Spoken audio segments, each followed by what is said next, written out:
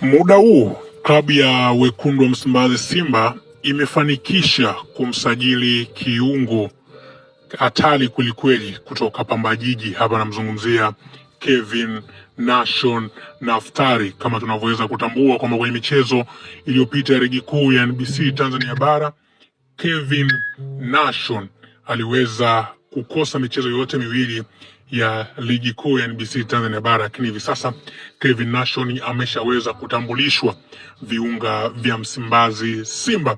Badala ya kutambulishwa tu, mpaka hivi sasa komenti ziko zaidi ya 2000 ambapo wote wakisifia.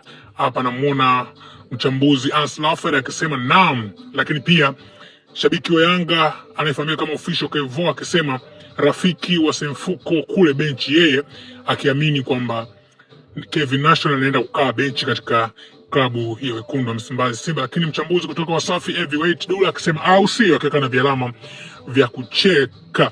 Mwingine Dula akasema hii gia mloanzisha ili maneno yaanze alafu mtengue vifaa zaidi, au sio? Mwingine akaja akasema mkata umeme alafu fundi wa boli ni chuma kwa chuma cheche, weka like bwana. Mwingine akasema national team material, huyu anaitwa Big Sam Fashion. Akaja mwingine akasema like nyingi kwa mnyama Simba. Mwingine akasema Ben Mpoga akasema nani aanze, Kagoma au Nation, akaweka na vialama vya kucheka cheka. Lakini Zaina akasema hapo angetinga uzi mpya wa msimu huu ingekuwa noma sana.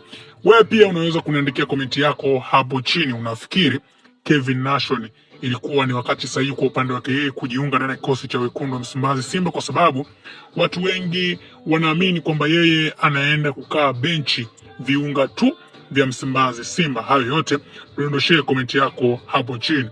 Hii ni Bongo TZ, ni kushauri tusisahau kusubscribe, kushare, kulike pamoja na comment.